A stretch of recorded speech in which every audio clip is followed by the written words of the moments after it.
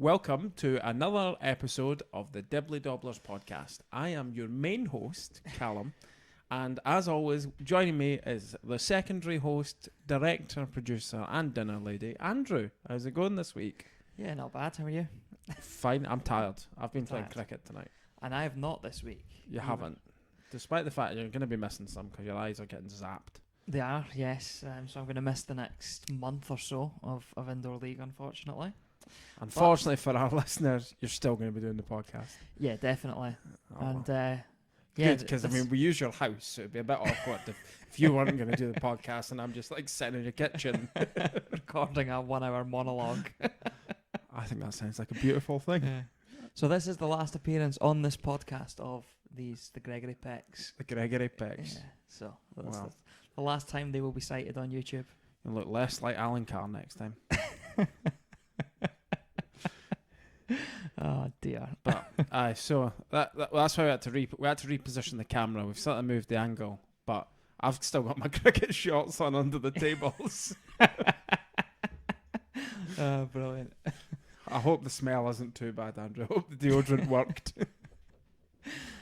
So it's an Ashes focused episode this evening, isn't it? I don't really think there's much else to talk about. I think, we've been talking about the Ashes sort of throughout the series, and it was just abysmal. So we kind of at points slightly gave up on going into too much detail on it because it just was too depressing. But and probably not a lot to say other than this is rubbish. And I don't think we've got a lot more than that to say about it from an England perspective. What we did do was we put out some predictions at the start of the series. I can't remember who each of us gave for man of the series. It certainly wasn't Travis Head, though. No, I went with Pat Cummins, and I think you went with Steve Smith. Yeah, I think that sounds about right. So I was probably closer of the two of us. Well, yeah. You certainly were. So I hadn't predicted Pat Cummins to be the leading wicket taker. I had said I thought because he was kind of the captain and probably would be one of the leading wicket takers. Yeah. Was kind of my theory for that. But yeah, Steve Smith kind of fell away a bit. He did. He had a poor series, actually, wasn't it?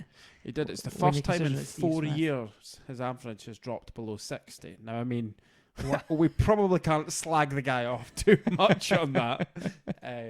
But yes, apparently the first time in 4 years Steve Smith averages less than 60 with the bat in Test cricket. He is human, apparently. Yeah, what did he get? He got 244 runs at an average of 30 and a half. I mean, it's not like a shocker. No. Like, it's normal, even very good batsmen have series like that. Yeah, it's the series of a mere mortal is what that is. I mean, I know this is kind of going off topic and we're just talking Steve Smith, but I do think there's a bit of an overreaction to Steve Smith's form. Like, it's a little bit like, if any player in Test match cricket has money in the bank, surely Steve Smith is the guy. Yeah, and he brought out that lesser spotted leg spin as well. Well, exactly. 5 overs of that during the series. He even picked up a wicket.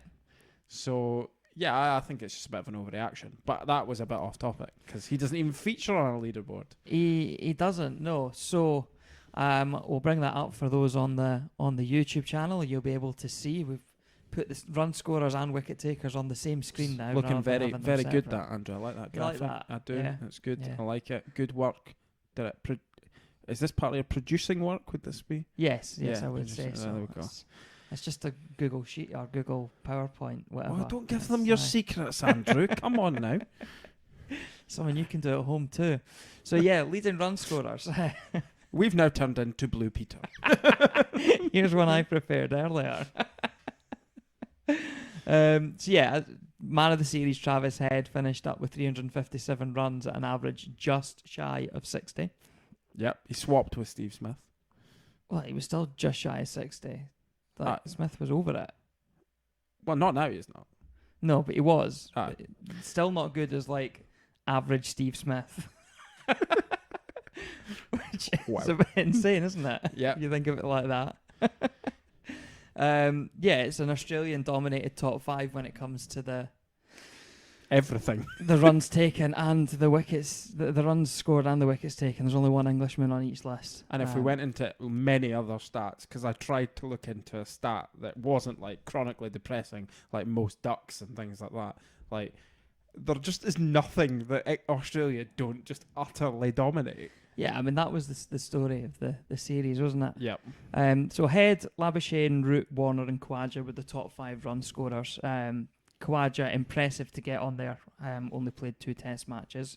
But that's basically one test. Yeah, his second test wasn't any great shakes. No, it's so yeah. And then wicket takers, Pat Cummins had a good last test and took the crown away from Mitchell Starc and Nathan Lyon, who was leading the way going into it. Who slumped down that leaderboard? Did he? Fifth? Did he bowl a ball? I don't think he bowled a ball in that test. I don't think he did. No. Which I believe, because I saw there was something went out on Twitter about sort of commending him because he took out worn Australian shirts to the Hobart ground staff, and they sort of said, you know, what a great gesture, especially from a guy who hasn't even got to bowl a ball on that pitch. I believe it's the first time in his test match career that he hasn't bowled a ball in a test that he's played in. That doesn't. I mean, you'd have thought he's pitched as a frontline bowler, so it's pretty unusual. But he still finished in the top 5. He had 16 wickets. Mark Wood, the only Englishman with 17. Again, most of them in that last test. He had a very good test in Hobart. Picked up 9 wickets.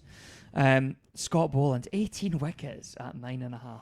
Yeah, I mean, if he'd have played all 5 test matches, it's just like it could have been scary level. You do wonder where he's been. Yeah, I mean, I did hear another quite valid point about Scott Boland, and you'd picked Josh Hazelwood to do really well in this series, as did many people. I think it was a perfectly reasonable pick. Nobody expected him to play effectively no part, because I mean he got injured as well in that test, and even the test he played. So, but I mean, very much Boland was kind of the replacement for Hazelwood. Yeah, he was. And it's also actually, how well would Hazelwood... I know Boland's stats are freakily good, but actually how devastating towards the English batsman would a 5-test Hazelwood have been? Yeah, it's a valid point. I suppose just bringing up those stats again just to complete the list. Mitchell Starc had 19 and Pat Cummins, top wicket taker, with 21. And I think you'd chosen him as your top Australian wicket taker. I thought Ollie Robinson. I backed him. And well, we'll come on to discussing Ollie Robinson when we move on to discussing our player ratings that we've done shortly. But yeah, I think Pat Cummins has the makings of being a absolute great. Like, absolutely, yeah. I think Starc and Hazelwood will probably go down as very, very good bowlers. I think, you know, Cummins will be right up there. I think he'll be viewed in the same way as Glenn McGrath. Yeah, but I think by the end of his career as a quick Australian bowler, I think he will, by the end of his career, be viewed as the best quick bowler Australia have ever produced. And to be honest, he probably could be good enough to look at ever. Yeah. I mean, he's a rare thing with a fast bowler in that he stays fit. Yeah, which ironically he didn't early in his career. Yeah. But, he does. He seems to be... And actually, to be fair, Mitchell Starc proved he can do that in this series as well. Which takes a lot of your body bowling that fast, so it's fair play to them. Yeah, to play. Obviously, Cummins was unlucky to miss one test as a COVID close contact. But what was it like 12 people? I think there were something like 20 cases in that state, and one of them happened to be having dinner next to Pat Cummins, planted by Joe Root. They're like, mate, you're get in there. We'll pay for your meal. Chris Silverwood's expenses at the end of the series. Yeah. You did mention there that we've done some player ratings. Yeah. We had a discussion over the last 24 hours or so, and we each came up with player ratings individually, and then we've just taken an average. Yeah, really. I think if we'd have maybe had any that were that far apart, we'd have maybe discussed them out and tried to come up with something. So that's why there's halves there, because neither of us have rated them with a half, but obviously where there's been, everything has just been sort of, you've gone 4, I've gone 5, or the other way, or whatever. So, yep. So you'll see them on the screen if you're watching on the YouTube. The YouTube. On the YouTube, yeah. Are you 55-year-old? Yeah, that's going on YouTube. internet. Going on to internet. That's it. On teletext. That's Going to Egypt. That's it. Garlic bread. Oh dear, I didn't think Peter Kay was going to make an outing this evening. He'd have probably done better than most England team, to be fair. I mean, he'd have been extremely fast running. He'd have been in his slippers, so he'd have been lightning. But we digress. So yeah, I mean, it's a slightly interesting one. For all that Australia did dominate, I think actually one of the things I found when I was doing the ratings is actually when you got down into the back, you take Travis Head out of the equation. When you actually went down into the batsmen, you were like, I mean, Marnus Labuschagne was the second top run scorer. Yeah, he averaged 40, just shy of 42 with the bat. I think it was 41.8 he averaged in the series, and that isn't spectacular. Yeah, 41.88. Apologies. Yeah. You know, Uzman Kawaja. Yeah, okay. He had one very, very good Test match. Yeah, but that was it. You know, Warner started out very well. And I suppose he was similar to Marnus Labuschagne. Started out very well, but didn't really go anywhere from that point. Yeah, I mean, he finished with a series average of 34.13, so that's similar to Smith, really. Yeah, and Smith, Harris and Carey, really, you would look at that and go, they've had relatively poor series. You know, certainly with, well, I would say actually all three of them have had relatively poor series. As I say, I think people are overreacting with Steve Smith by saying he passed it. I think that's far too quick to be saying that. But he didn't have a great series, especially for Steve Smith. Right, little technical error there. You know, we were talking about Steve Smith not doing very well, so, you know, maybe it was apt. But I think the point I was waffling on about was basically, actually, the batsmen haven't been that good in this series. And that actually applies to both sides. And that's probably actually what makes Travis Head. That's part of the reason he, I think, is 10. Because he actually has had an excellent series. And he's the only batsman, to me, that can say that. Yeah, I think so. I agree with you. I'm just bringing those ratings back up on the screen for those of you watching on YouTube. We've given Travis Head and Scott Boland 10 out of 10. Cam Green, Mitchell Starc, Pat Cummins, 9s, Labuschagne and Kawaja, 8s. 7.5s for Lyon and 1 test Jai Richardson. 6.5s for Dave Warner and another 1 test player Michael Neser. 6 for Steve Smith and 6 for Josh Hazelwood, again only played in 1 test. 5 for Marcus Harris, who was a real disappointment up top. Had 1 okay innings. But I think that's not really that surprising. He was the obvious weak point in that lineup. Absolutely, yeah. And then Alex Carey, 4.5, because with bat and gloves, he didn't have. Yeah, I mean, I had him. You were a bit more generous to him. That's where his half comes from. But yeah, he seemed, even behind the stumps as the series went on, he actually seemed to get worse. He started out looking very confident and assured, and people were praising him, and you know, the guys who know what they're talking about when it comes to wicket keeping. And actually, he started making some howlers as well. So there was some interesting stuff. So it was who was dropped in the slips in the last game by the Australians. It was Wokes, was dropped twice. I thought one of the few faults I could find with Australia's bowling and fielding performance actually was that the slip positioning was a bit tight. Yeah, I've over the years heard. I mean, Australians pride themselves on being excellent slip fielders. That's always been one of their big things. That isn't actually that recent a thing. You have over the years heard, you know, great slip fielders, even guys like Ponting and things, who, you know, saying they don't like how it's positioned. The one that really stuck in my mind was Kawaja dropped Wokes, and they jumped basically all the way, dived across the front of Smith. And if it hadn't gone to Kawaja, it was in basically on Smith's hip without him moving. I think if you're able to get across from second slip to try to take a catch on first slip's hip, then you're too close to him. What, you mean like Zach Crawley did to Joe Root? Well, he's about 18 foot tall though, so I know. And he did sort of dive, but whereas I didn't think Kawaja's was an outrageous that it wasn't that far away from him. Yeah. And as it was on Smith's hip, it was just one minor thing that I need to find some fault in the Australians somewhere. I mean, their fielding, to be honest, their fielding overall did become a bit sloppier as the series went on. I think possibly the fact actually so many of them played so many tests was part of that. Actually, just potential fatigue. Yeah, starting to set in. I don't know. I've never played a day-night game, so I don't know. Maybe that's more is it more difficult? I know I find playing we play pink ball cricket in the daytime, but I personally find a pink ball more difficult. I know it's meant to be easier to pick up. I, particularly in the field, find it actually harder to pick up. So I don't know whether these are causes for it. But yeah, as I say, I think it's a valid point because it is something I've heard, the kind of guys in the know talk about over the years. Possibly an inexperienced keeper being part of that as well. And, or inexperienced at that level, certainly. And Alex Carey not maybe being... Because it's always the keeper should set the slips. Yeah.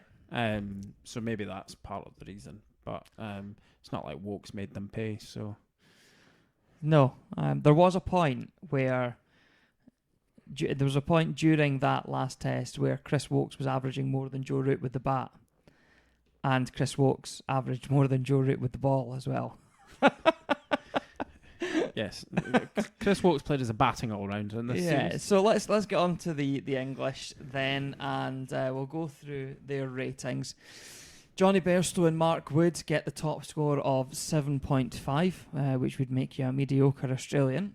Yeah, I think probably those two were two of the few positives. I think that England, if you're going to try and find some positives in it. Yeah, them and Jimmy Anderson we rated 7 as well. But I think with Broad and Anderson, they're your next two in the ratings. They are. At the end of the day, we know what we're getting from Broad and Anderson. Like, you'd expect them to be up there. Well... Would you? Because there's always the chat of Jimmy Anderson can't do it abroad, and he's shown time again over the last few years that he can. 8 wickets at an average of under 24 in Australia for the way that Jimmy Anderson bowls. With an economy rate of 1.97 across the series. Yeah. Like, that was... 1.79 actually, you're misselling him. 1.79? Yeah, less than 1.8 runs and over. What, 1.6? Jesus Christ, that's frugal. I mean, that's... You'd be looking for your spinner to, that's the kind of thing you might play a spinner to try and do that role of just hold up an end, kind of, Ashley Giles style, just defensive spin bowling. Yeah. And yeah, I mean, we're probably going to get on to some of the issues around the England setup and possibly how Broad and Anderson are being managed I think is quite symptomatic of one of the problems that seems to be existing around selection in the current England setup. But Zach Crawley's possibly, without being as big a positive, he showed positive signs towards the end. But yeah, he showed that innings, really. Yeah, I think one of the things I've been critical of Wood in the past is that, yeah, he bowls fast, but he bowls fast. That's about it. Yeah, I think you saw in Hobart that he was able to combine the fact that he bowls fast with putting it in the right place. Like he actually, it's a discussion we've had on this before. Is Wood the right type of bowler for Australia in the way that he's skiddy? But he actually had some good spells of well-directed short balls as well, which is what you need to do in Australia to really succeed. So credit to him for altering the way that he tends to go about his bowling as well. Which, especially as a bowler, you have to be versatile, and be able to change how you bowl, because just by even just saying it's Australia, every Australian track will perform differently. Yeah, I mean, this Hobart track actually was almost English in the way it played. There was an argument to say there was 3 green tops in this series. You know, actually, this series should have been lined up for England to have a chance if England weren't so bad. So we'll go through the rest of the ratings. So as I said, Anderson a 7, 6.5 for Broad, 6s for Joe Root and Ollie Robinson, 5s for Milan, Stokes and Crawley, 4s for Wokes and Sam Billings, who played that last test. Jack Leach gets a 2.5. Was it you were more generous on that one? Yeah, and that's purely based on the 4 wickets in 1 innings. Yeah. I mean, that's it. That's the only... He would be a 1 otherwise. Yeah. I went with a 2 for him. Joss Butler gets a 2. And then the trio at the bottom of Hasib Hamid, Rory Burns and Ollie Pope get 1 each. I was tempted to give Ollie Pope 1 more point because he kept well in 1 innings. But that's not why he was there, and he was absolutely abysmal with the bat. So he justifies his 1 point rating. Yeah, I think Ollie Pope might be in the bin for a little while for the test team, because this was where he should have... You know, we heard... I think you brought this up last week. This was meant to be where Ollie Pope... You know, he plays at the Oval... It's the most Australian style wickets that we have. The average is 80 at the Oval, I think it is. It's something ridiculous. And it's, well, I think if you take county cricket, is it not like 99 or something freakish, like at the Oval? Well, has he not got a test ton there too? Yeah, but I think his test average brings it down slightly at the Oval.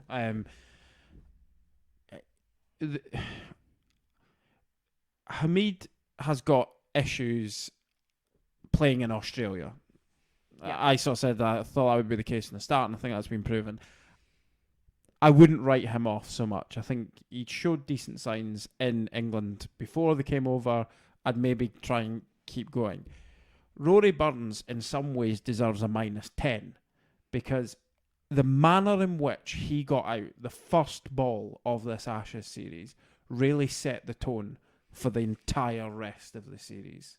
And I'm not saying it's Rory Burns' fault that England lost, because it's not. But there are key moments that can turn series. And the reality of it is that was so bad. It was Harmison bowling a second slip-esque. Yeah. You know, it was so bad that it really, I just think, set the tone for the rest of it. Yeah, I mean, it was one of those, we spoke about it at the time, just where was his front foot going? Although... not as far away as Marnus Labuschagne's for his wicket in the last game. That was almost like he was just taking the mick out of Burns with that one. Yeah, I don't know. But Marnus moves about weird, so one of these times he's gonna fall over. Like, it wasn't even just that his front foot went a mile away. So did Rory Burns. Like, I'm not even sure Rory Burns his front foot was on the second. Would have been on the next set of stumps. It was different postcodes. I know. It was just like, what are you doing? And yeah, the 3 of them were abysmal. Joss Butler really wasn't much better. And no, I think it bumped his rating because he took 1 extraordinary catch at one point, and he dug in that innings. I can't remember which test it was in, but where he made 23 or something off 100 on balls. And then you thought, is Joss Butler actually turned a corner here? Can he dig in? And then he went back to Joss Butler throwing away his wicket in the test after. I thought it was quite... I think it is a part of the problem that England have with their test team, and Joss Butler almost epitomised it. They don't know what they're doing. I think when you look at the England white ball team, I think Owen Morgan has his players knowing what he wants them to do. They clearly have freedom to express themselves. Joss Butler's strike rate in this series was something like high 20s, 27, 28, I want to say. And yeah, it's not in my stats, so I can't tell you. That is 100% not Joss Butler's strength. Yeah. Joss Butler is not there to play like Jeffrey Boycott. You know, he's there to actually be... It's not throw your hands at every single ball. And he seems to be incapable of finding that in-between state of still being aggressive, but not being as aggressive as playing the white ball format. Yeah. And he's played enough tests. It's time to lay him to rest in terms of Test cricket. Let him be a fantastic white ball player, but Jos Buttler should never see the light of day in the Test match arena ever again. I completely agree with you. I have strong views on where England should go with wicketkeeper. I'm not sure they'll go there still. Ben Foakes should be England's wicketkeeper, and I don't think there should even be a debate about that. None of the other wicket-keeping options which you're choosing because what they give you with the bat are performing well enough with the bat to justify their place ahead of Ben Foakes. Ben Foakes is the best gloveman in the English game. He is. One thing I would say towards Sam Billings is Sam Billings, because this is another criticism I would have of Jos Buttler. Your wicket-keeper is, generally speaking, your mouthpiece. He's the one, he's like the team cheerleader. Jos Buttler is awful at that. Yeah. And Sam Billings behind the stumps is, from that side of things, is excellent. I noticed that immediately, actually, when I was watching this game. I'm trying to think. It was when the Australians were on about 150 odd and Joe Root was bowling. Yeah. Pardon me. And yes, the Australians were going well, but he was still, you could hear him on the stump mic all the time. Yeah. It's like, yeah, bang, bang, let's get them all out for 170. There's nothing to say we can't do that. I mean, it's just offering something to the team, whereas Butler is just quiet. Yeah, and I agree. I don't think they'll go for Foakes because I think it's been obvious for a number of years that Foakes is the best wicket-keeping option. And England seem determined to not to do that. I personally think it will either be Billings or they will return the gloves back to Bairstow. And I think that will be the two ways that England might... To be honest, I don't believe from the England point of view that Jos Buttler is out the window. Well, no. Under Root and Silverwood, he's not out the window, but that is another question as to where it goes from there. But I think ultimately, looking at these ratings, England were woeful. Yeah, they were. There's one or two players who can hold their head high because of one or two performances. Yeah. Even looking at Anderson's and Broad are probably the only ones that gave you consistency throughout the series. Yeah, and I actually thought at one point when he got rested, I thought Ollie Robinson would come back and sort himself out, and I thought he may well finish this series with a rating of 8 or so. Yeah. I was actually tempted to take more points off Ollie Robinson because he can't even be bothered to get himself fit. And the fact that John Lewis came out and said, almost criticised him publicly, that I can remember, the last England player to be publicly criticised by the management for his fitness is Samit Patel. And I think it's not the kind of thing that happens very often. And I think that very much shows that the England management see this as Ollie Robinson's fault and not anything else. And frankly, that is not good enough. Yeah. He's what, 27? Yeah. He should be sort of entering the prime years of his career. He should know how to keep himself in peak condition by now. Yeah. And if you can't do it, well, go back to your bowling your off spin if you can't keep yourself fit. He's a good bowler, and I hope he can turn it around. But if he's not going to show... that kind of attitude of not being willing to get yourself fit for a series just shows the problem. It's just another part of it. Shows the problems that are there with England. The mindset of the whole thing is... One of the guys I've seen on Twitter talking a lot is Jack Russell has talked quite a bit about... He very much sees a lot of the English problems coming from mindset and like determination and application from the players. He doesn't really... I think he sees that England probably do have talent in their team. I think they do. They have clear areas where there's problems. The top order is still a problem. But in the middle order, there should be enough talent in that middle order to not be getting skittled over constantly for less than 150. It's... Yeah, if you look, we've got Root, Stokes are obviously your main two batsmen in that team. They've both had poor series. Yeah. Stokes, I think there almost should be a wee asterisk next to Stokes 5, because the way that he was handled physically was very poor. The bowling, let's drop Mark Wood, let's use Ben Stokes to be an enforcer and bowl, despite the fact he's clearly not fit enough to do so. Yeah, he's just had, 4 months out of the game completely, pretty much, before coming into the series. Well, he bowled 17 overs in first-class cricket last year. Yeah. Or last English county season. The guy wasn't fit, and it clearly impacted his batting. Like, you saw with the side strain that he was unable to play some shots that he usually would. So, he does show a bit of guts and determination, but I would still like to see more runs from Ben Stokes, and that's not this series alone. I think he has the big match-winning Headingley innings, but where's the consistency? I do think there is a little bit of an element with Stokes that he is living off of that a bit.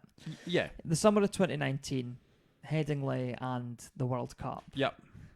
He is still living off of it a bit, and we need to see a bit more from Ben Stokes, I think.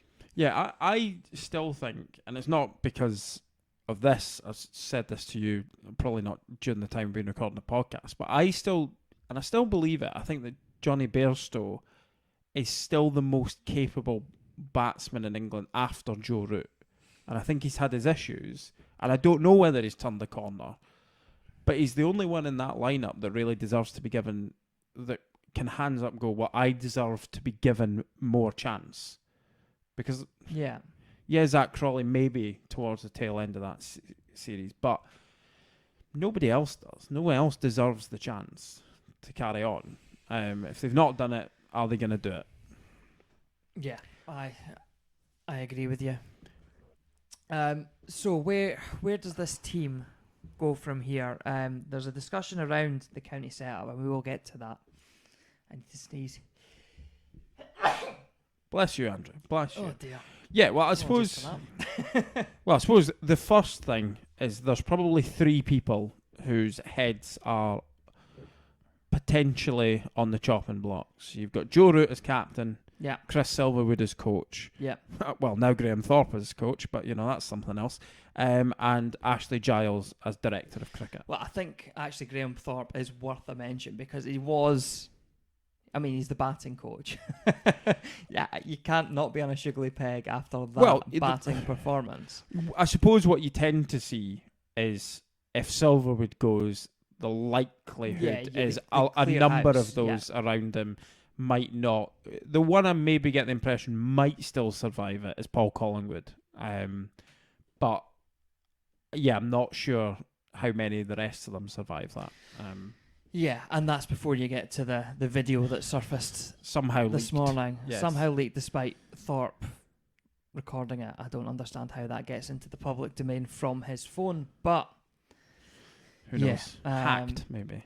But I doubt it. Sold. Hacked that quickly. Can't see that being the case. It was on social media within hours. I mean, you don't suppose you thought, I'm getting sacked, right? Where can I get some money? Yeah. Who's coming with me? So but I mean, well, shall we look?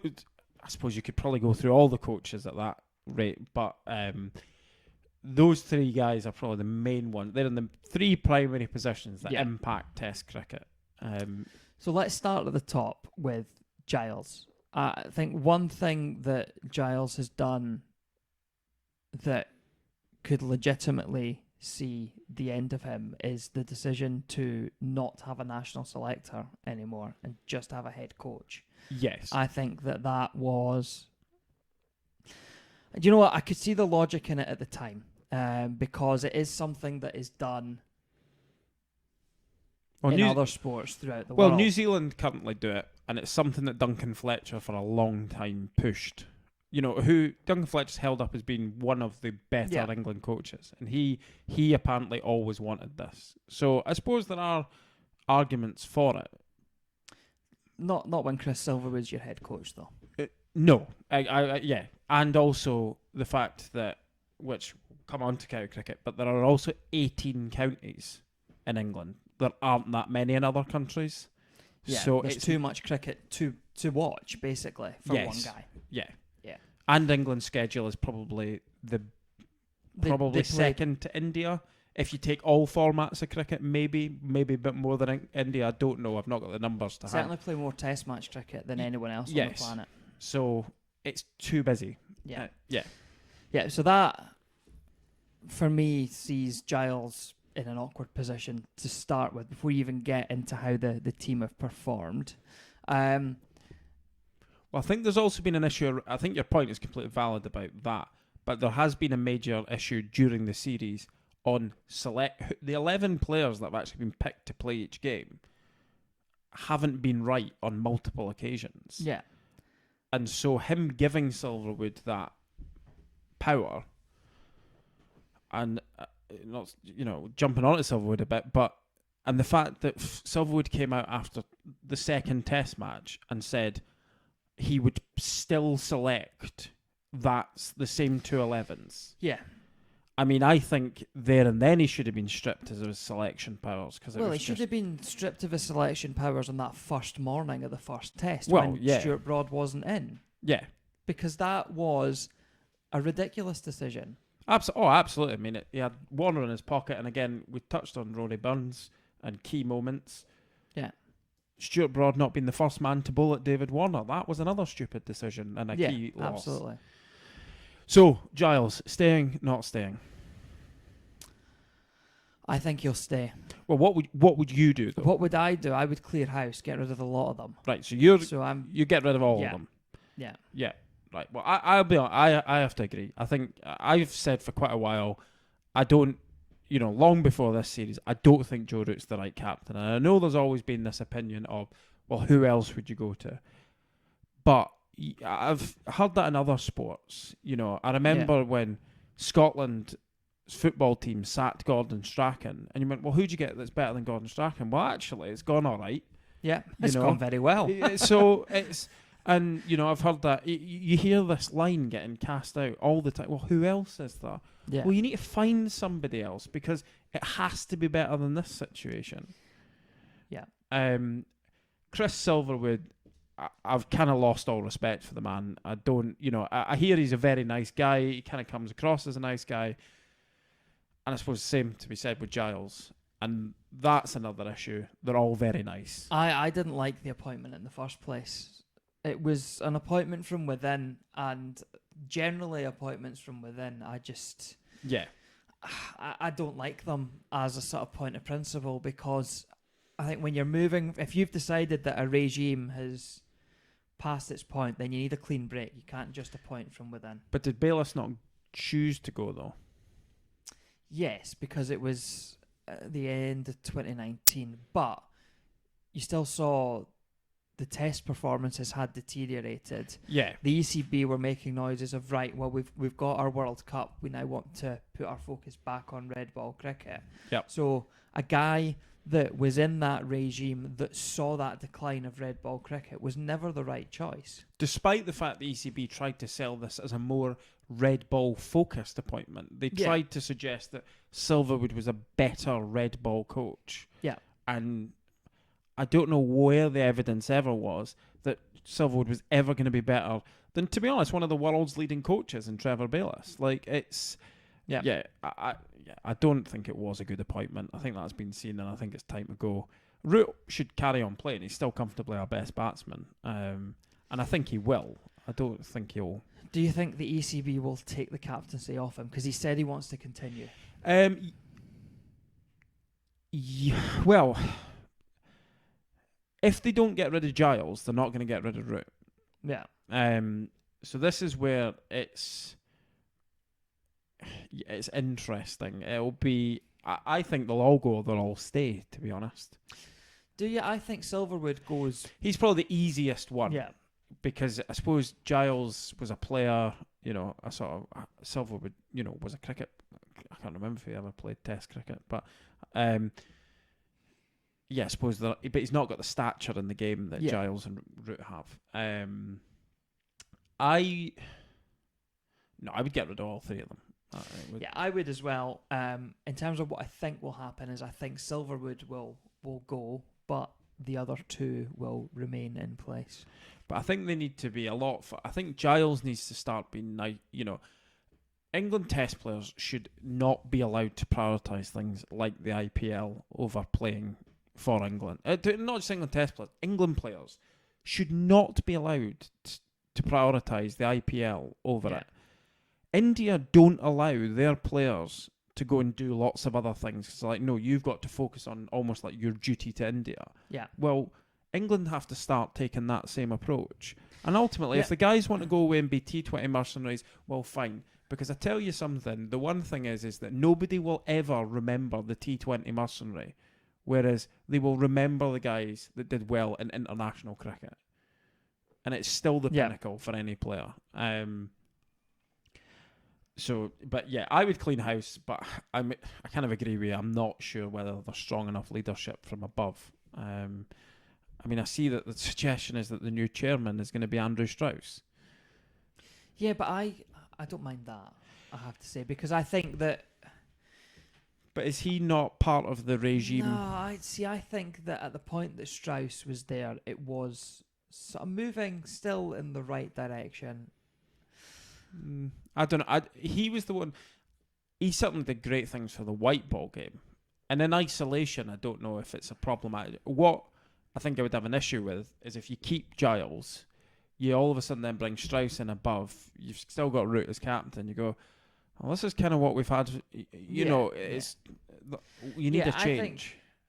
I can understand that point, and I think that Strauss being involved for me wouldn't be a bad thing.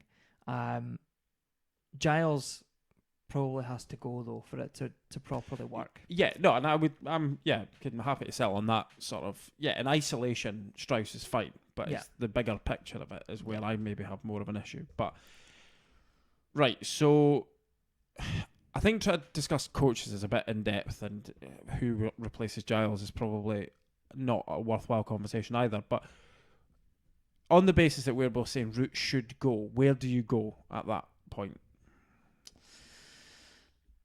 This is a tough one. I saw a shout today on Twitter for Stuart Broad. Yep. And, I mean, if you appoint Stuart Broad as captain, you're going to have to accept that your DRS reviews are gone in the first 3 overs of the game. But, other than that fact, I can't see an obvious other option. No, than Broad. To me, the sort of two credible options, because I've seen some very bizarre suggestions getting floated out there. Like I think Alex Lees or something was because he was the Lions captain. Maybe you could. I was like, well, can you justify a place in the side first, please?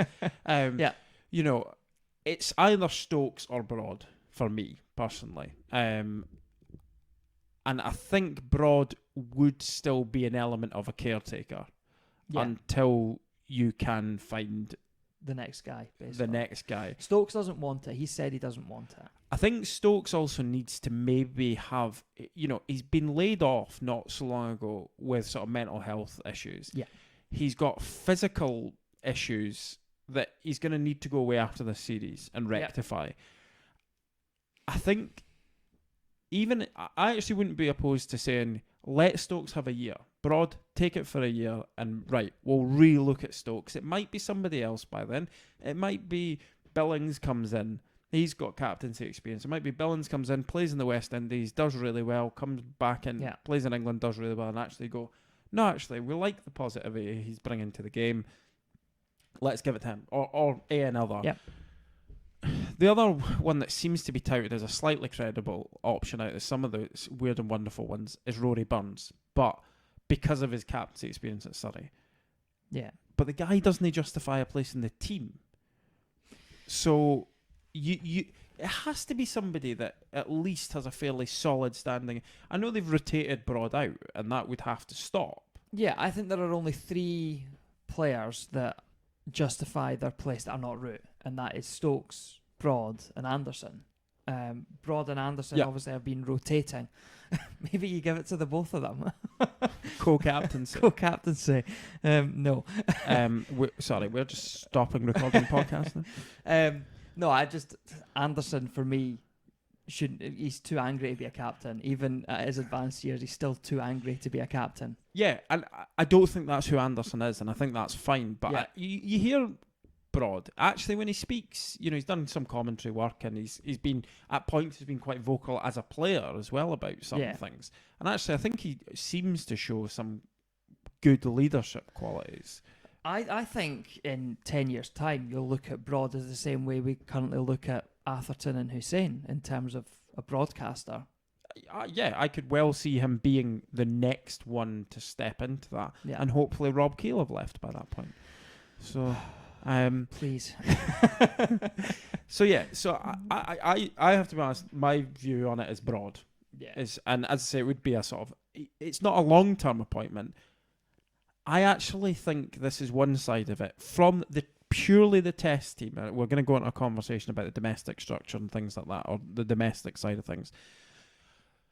I actually think they need to stop looking at the long term and actually just try and sort it out just now. Sort it out for the West Indies series. Yeah. Then the series, just take it one series. Stop overcomplicating it. Part of the reason that, to me, England did so poorly in the Ashes was we had, at the point that the series were played, I don't know what the latest rankings are, but we had the best two test teams in the world come to England, in New Zealand and India. And England was still more worried about going and playing in the Ashes. Yeah. And it's like, and they didn't do very well. So confidence was low. And yeah, I think the whole rest and rotation policy that England have gone with, which understandable in the early phase of the pandemic, I think. Yep. I think by the time it got to this summer or last summer, that should have been binned. Oh, I think so, and I think it just had to be. Look, I know this is tough, but you're gonna have to battle it out. Yeah. Yeah, and yeah, it's just there's been too much player power. Seems to be another thing though. I think the players seem to have a bit too much control, and I sort of touched on earlier them being very nice, and I wonder if the leadership is too, Root included. Root is a very nice guy. Yeah. And you do wonder how much guys. I suppose the one criticism of someone like Broad is you actually go, well, surely Broad has quite a lot of influence already. Yeah, but this English team, I think, it still seems quite cliquey, and I don't see Broad as part of that clique. I think your real power in the current English leadership is Root, Stokes and Butler. Yeah. Your big three. And yes, Broad and Anderson are there, but I think from a leadership point of view, they should certainly be lent on more than they probably are.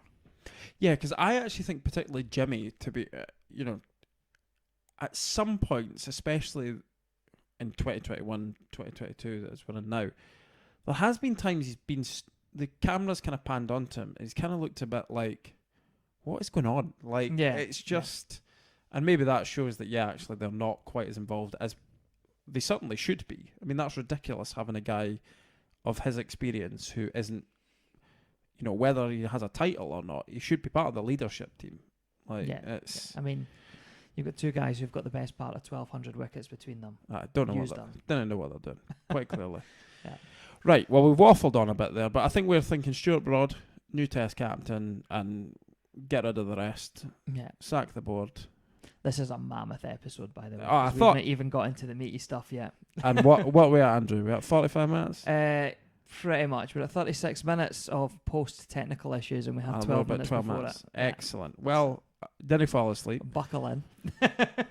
Buckle in. We might release this as 2 parts. Who knows? We'll work that out post. But right, let's talk domestic cricket. That seems to be the thing that's blowing up Twitter right now. Yes. And right, so you have a proposal. I do. Well, we start with actually Jonathan Agnew Well, of yeah. the BBC wrote an article in the Aftermath with his proposal of what should we do with the domestic game. He felt that you should take the 800 teams Mm-hmm. and add another 2 Yeah. and have a 10-team Premier first-class competition that sits above the county championship. Yeah. And then have a draft system for players. Yeah, I'm a big American sports fan. I love drafts in the context of American sport. But they draft new players, like young players. Yes, that's exactly where I'm going with that, is that their whole sports ecosystem is built around drafts and the whole college system and that. I just don't think that works. Sorry, they call it checkers in America. Hey. Sorry, I interrupted your point, but you know. So that's one issue with Agnew's proposal that I don't like. I also think that 10 is still too big. I Absolutely. think that the quality is still too diluted in a 10-team competition. I have pulled together a wee graphic for our YouTube viewers with my proposal on English red ball cricket. I think 6 teams is the ideal number to really get, because what we don't have in the English domestic system is the test players playing against each other regularly, because there are too many counties and they're spread out too much. I would align 3 counties to each region and have 6 teams in the elite red ball competition, and those 3 counties that are aligned, that is your player pool. So a north region of Durham, Lancashire and Yorkshire. I'm not going to read, in fact I will read through them all because some of you are listening and not watching.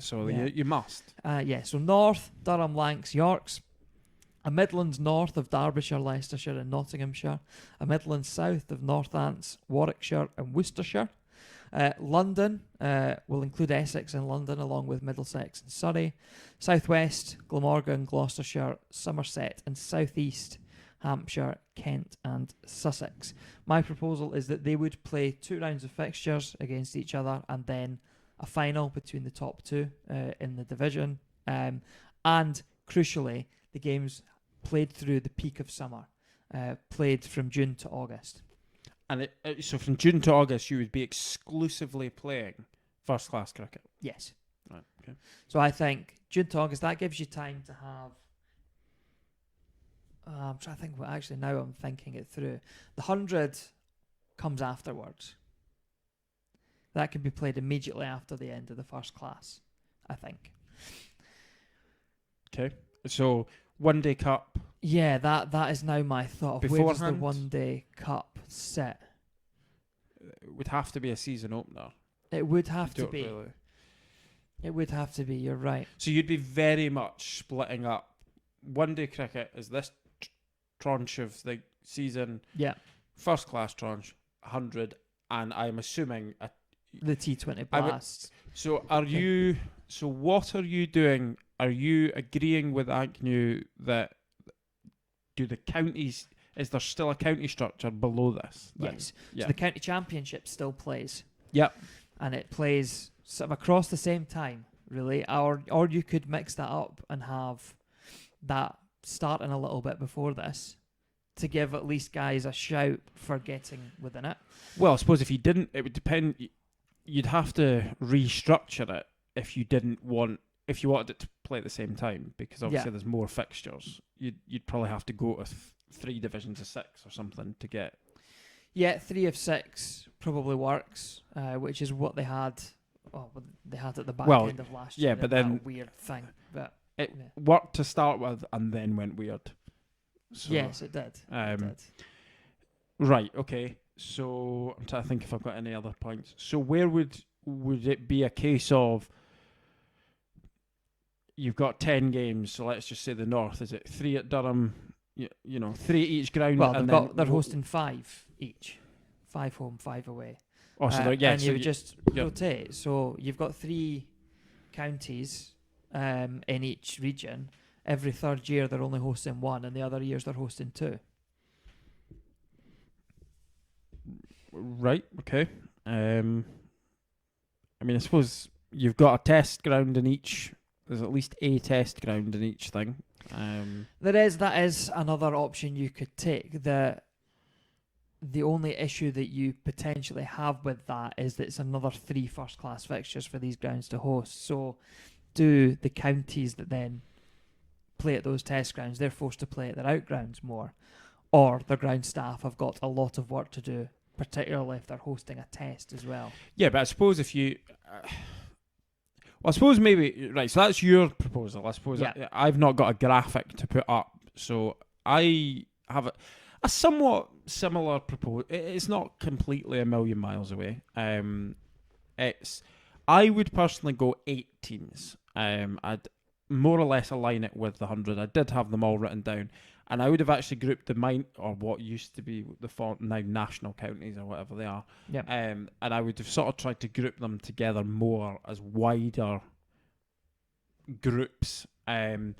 Wales was the one that created the problem. I don't like for the 100 that the Welsh Fire supposedly includes Gloucestershire and Somerset, much like I suppose what you've got here for the Southwest. Yeah.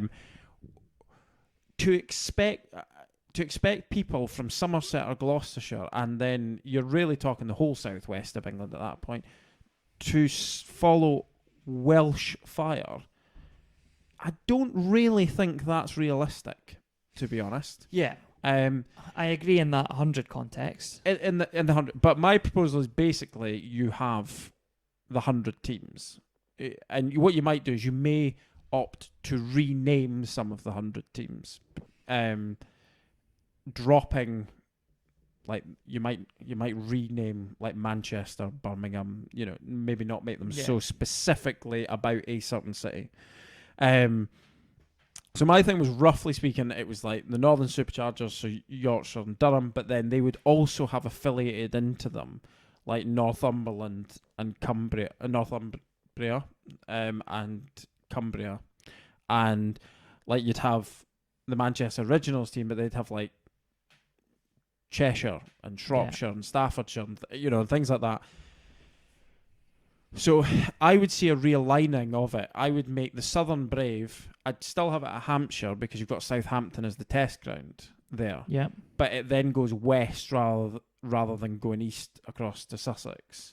Sussex would join Kent and Surrey as being the London Originals. Is it? I don't know. All the names are terrible. I'm just reading. They're the Oval Invincibles. Oval Invincibles. That's what they are. So they would go into there, and that would be the southeast team. You then have and that's where there's similarities between it. You'd have currently it's Essex, Middlesex, and Northants are the ones that make up the other London team. So I would propose that they end up with a whole ton of minor counties in with them just by virtue of there being tons of them in there. And likewise, a sort of Birmingham, so the idea is 8 teams, but they're playing at the test grounds. Yeah. Durham is the problem in that, because currently, Headingley is the more major ground in English cricket. Well, at the moment, it doesn't host internationals, so it's going to Chesterley Street. Is Chesterley Street not still? Has it actually regained its? Certainly hosted white ball internationals over the last few years. Well, yeah, okay. Let's just pretend. Jeez, I'm gonna sound like Ryan Sidebottom there for a second. Let's put that to one side, just now, and assume that Yorkshire pull their finger out, get all that sorted, get internationals. And I suppose worse comes to worse, they don't pull their finger out. Well, then Chesterley Street becomes the test ground. It does, yeah. Then what you have is your elite cricketers, because that is what we're both kind of going for, is that the elite cricketers are playing each other more. But my concern with like your proposal of 6 teams, you've then got 18 counties, you've got 800 teams, is that it all of a sudden I think you still want to have like fan buy-in into these teams. And I just worry that if you end up with like, well, there's those 6, and then there's those 8, and there's the 18, and all that kind of stuff. It just becomes very confusing. You're pitching at different markets, though. Like, those that follow county cricket would understand why it's 6 teams. You're not trying to pitch this at the 100 market. I mean, you might by proxy, maybe you want the 100 market to become more interested and get into county cricket, but which is where I see it as a benefit of. And yeah, I can see that benefit. I still think that it's an extra 4 rounds. Are you proposing that they play each other twice? Because that's a lot of fixtures. I have to be honest, no, I'm not proposing. I would be proposing that you play each other once. See, so that's even less. But I am still proposing that there's still a county championship beneath this. And because I suppose one of my slight angles with it is that I think I'm trying to be realistic about what might get past the counties, because there's, like it or not, they're still going to, ECB are still going to require a degree of, the 100 got held up for that reason, because of the counties. And my concern is if you just basically say, right, well, you've got the county championship, okay, you might start it a little bit earlier, but for the bulk of that county championship season, you're not seeing any of your players ever, or any of your better players are never going to play first-class cricket. And actually, the reality of it is, your better players aren't going to play first-class cricket, and your better players also aren't going to play in the T20 Blast necessarily for you, because we've actually made the schedule busier, so it's going to have to the T20 Blast will have to coincide with the 100. Yeah. So you're all of a sudden, aside from the one-day cup, whatever it's called and whatever structure it takes, you're actually not allowing the counties to have their own best players. Yeah, but I think ultimately, regardless of your proposal here, you are making the county championship secondary, a secondary tournament, and so therefore, fine. I mean, they don't have their test players. All you're doing is extending that pool out, and I think a lot of the issues that the English domestic game has is because the counties have been stuck in their way. Yeah, no, I would agree. And I think that it has come to a point where the ECB need to just be strong and say, no, we need change, because if the test team fall away and test match attendances fall away because the English team aren't competitive, that hurts the counties because they lose so much income from that. If the test team doesn't become competitive, and then the next group of aspiring cricketers are looking at a test side who aren't doing well, or they're looking at a one-day side that are doing well, where's their focus going to go? They're going to want to play white ball cricket. So if the counties don't move with this, then red ball cricket in England is going to gradually fade away and die. No, I can see that, and I suppose, as I say, ultimately what we are saying, I think we're agreed on, it needs condensed down. I would agree with you. I think Agnew's 10 is too much. I suppose where I see it is, you've got a situation.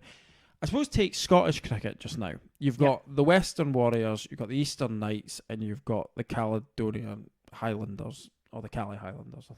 I don't think they actually use the long name, or certainly that's what they're called in the men's game. But they're effectively Cricket Scotland entities, and they operate at they have the elite level, but they're basically Cricket Scotland run.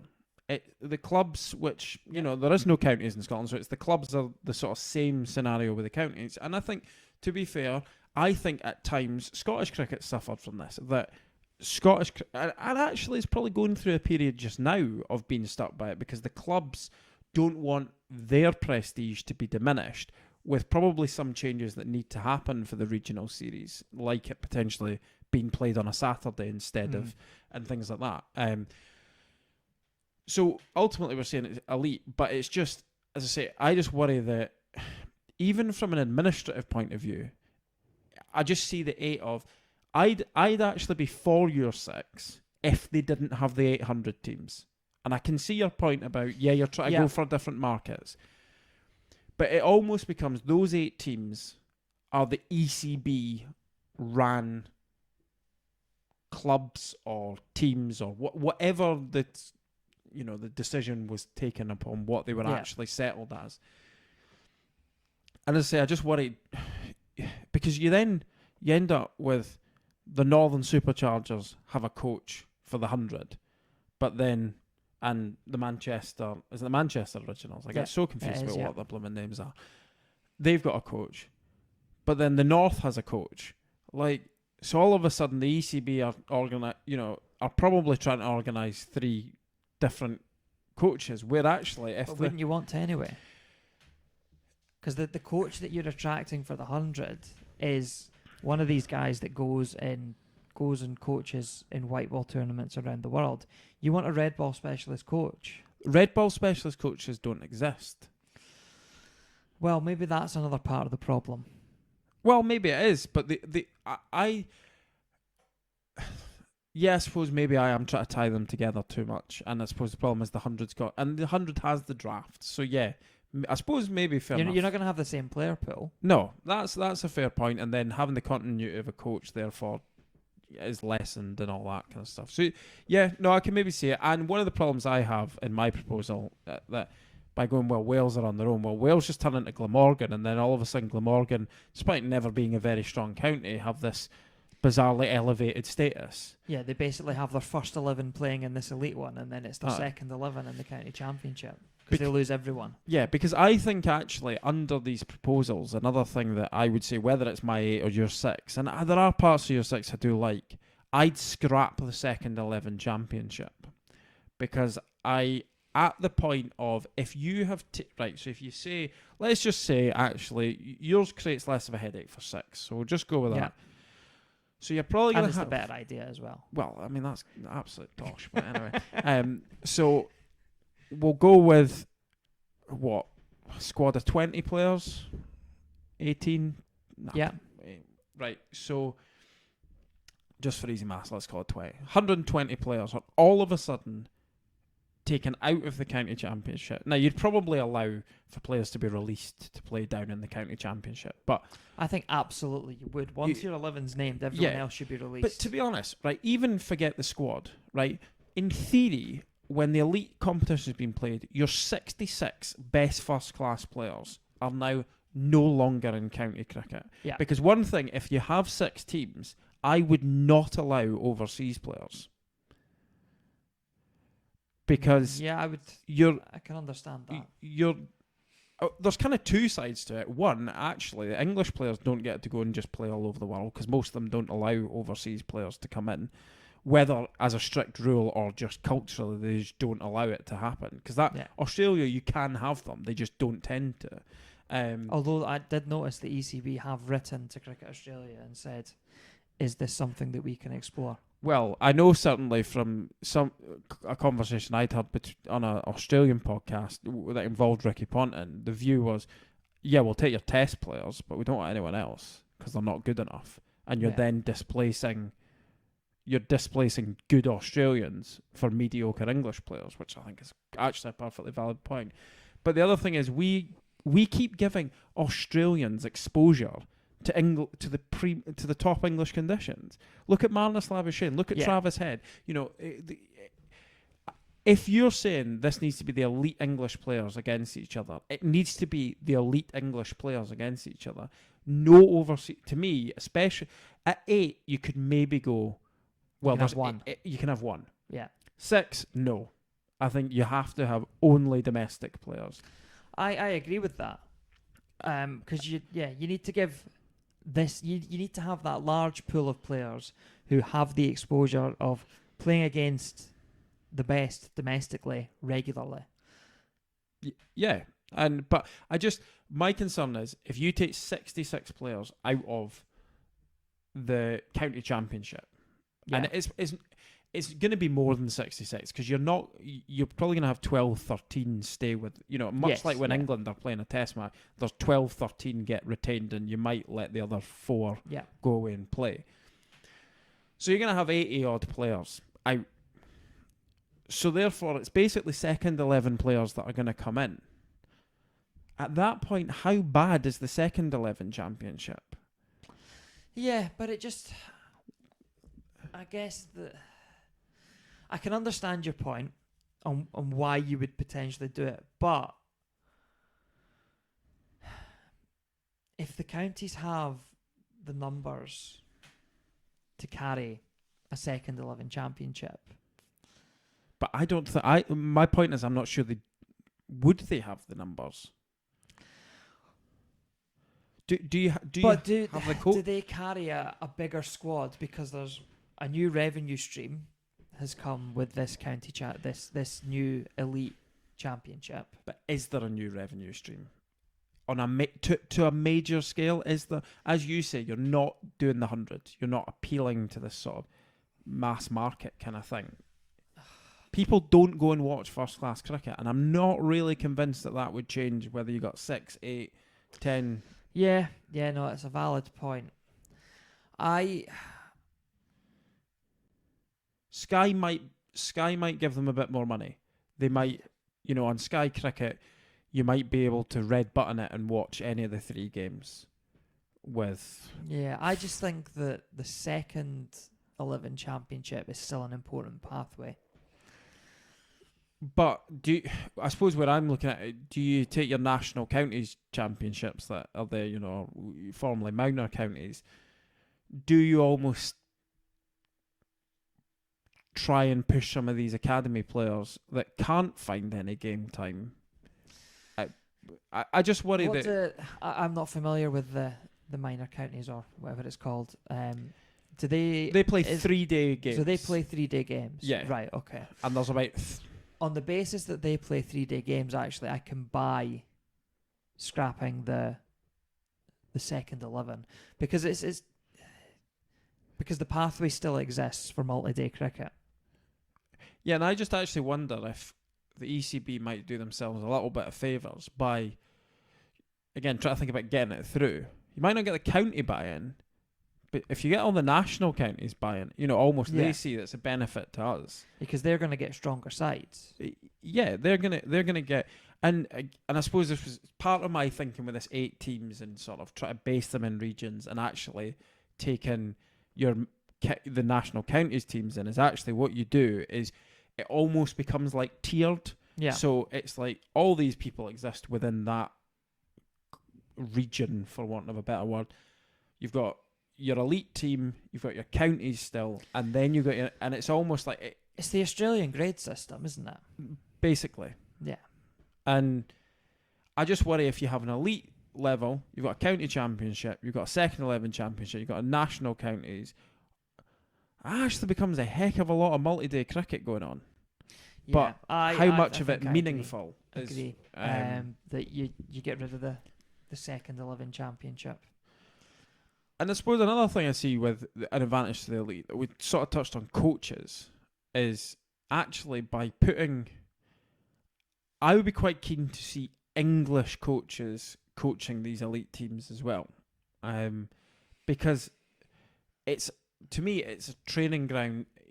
We go, where are the English coaches? But it's almost like, well, yeah, but where's the opportunity for the English coaches? Yeah, I'm less convinced by that argument because I think, well, yes, it is a valid question of where are the English coaches. If it's an elite competition, it has to be geared around getting the best out of the players. It can't be a development ground for coaches, I don't think. It has to, the best coaches that you can get have to be there. That's probably a fair point. I do wonder, though, I think you're not likely to get any better than your good county coaches, though. Well, possibly, but I don't think you should shut that avenue off. Yeah, okay, it's maybe not a rule. It's maybe a sort of preference towards trying to have. But I think ultimately we're agreed, because we have commented that it's a long episode. I think we have a consensus on an elite. I think we agree with Agnew on an elite sort of first class structure. Yes. Yeah. And I think we're happy to keep the county championship alive as a first class competition, but at a second level, basically. Yeah, I suppose a bit like the provincial championship used to be in South Africa, which they chose to scrap, ironically, but and so no overseas players. Would you be happy with that if you went 6 teams? I think there's a lot of practical elements. Yeah, about if you went 6 teams, no overseas players. It's your best domestic players. Yeah, it all has to be focused to improving the fortunes of the English Test side. So, I know this introduces another level of conversation. The one other big problem I see with your proposal: when are Test matches played? Well, what we see quite often at the moment is that you have 2 series. One is May time? Late May, early June? Yeah. And then you have another one that's August and September, if you've got 2 series. I think that's fine, because ultimately you're going to lose... The Test players are still going to get the bulk of this championship. Yeah. And losing your 13 Test guys, this elite competition should still be of a high enough standard. It's the guys that are next in line, and it also means that if someone isn't performing in the Test side, they're not dropping down to the county championship, which we've decided isn't of high enough standard. They're still performing directly against the guys that they're going up against for a place in the Test team. Yeah. So I don't have a problem with Test matches running alongside this competition. Yeah, I suppose what you just wouldn't want is there to be too much of an overlap, because you wouldn't want 3/4 of it of this elite competition, I feel, to not have your Test players. No, I think it starts sort of probably midway through the first series of the summer. But we're talking about Test series, but the problem is we've also got multi-format players as well. And this is where... Well, that's another thing, though. I think it's a discussion we sort of had last week with the future of bilateral series in white ball cricket. Yeah. The ICC are going away from it with so much tournament play. Yep. Do they just have less? Bilateral series just need to be binned and have, Because I think you would have to. But then it's less money going down to the county. You have less games, international games. You've got less money going down to the counties because you've got less grounds getting sold out.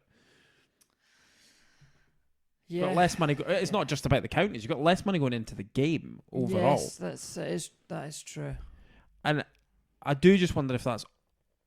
I also wonder if that's where... My idea would have probably been to potentially break it up, not have it in one chunk, is potentially sort of...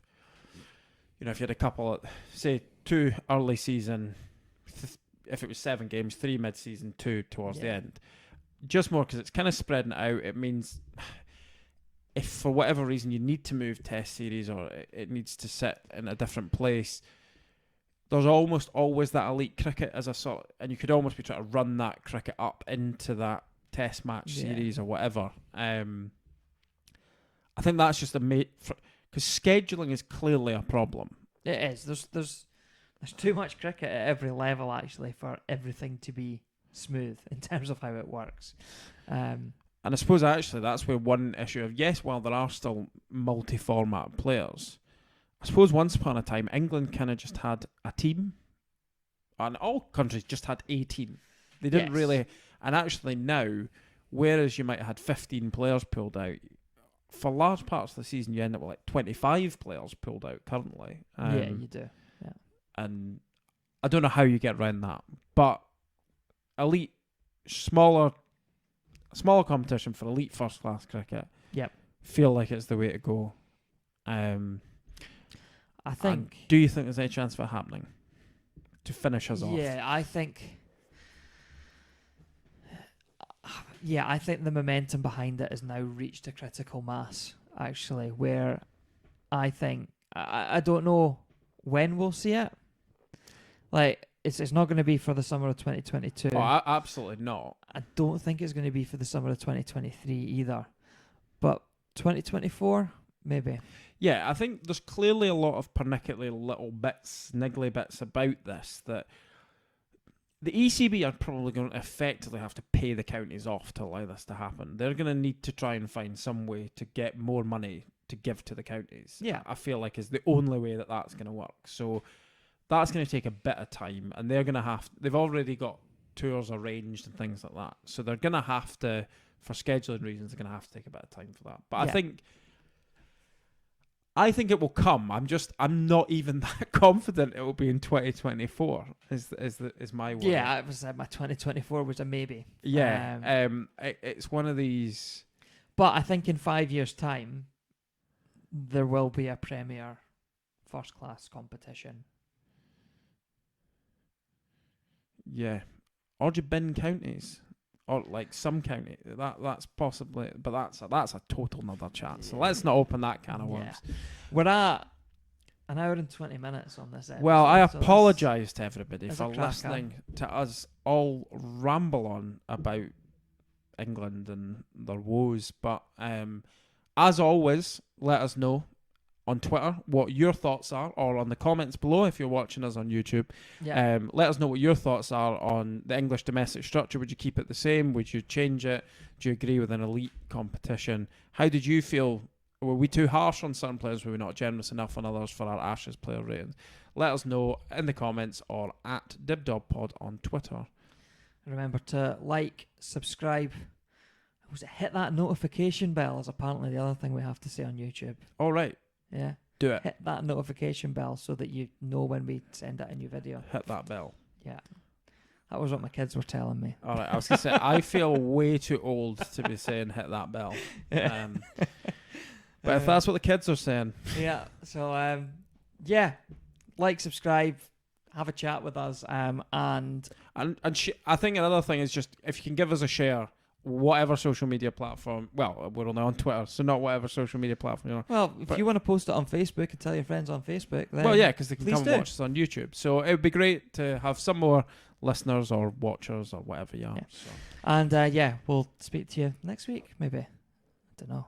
Next week? I Should think be next week. I think next week. Yeah. Unless Andrew's gone blind or something. He might have an eye patch on. Yeah, I might. I don't know. I might still be wearing sun specs come next week, but. Well, I'll be joined by Andrew Wonder in our next episode. Well, until then, thank you for joining us, and bye. Bye-bye.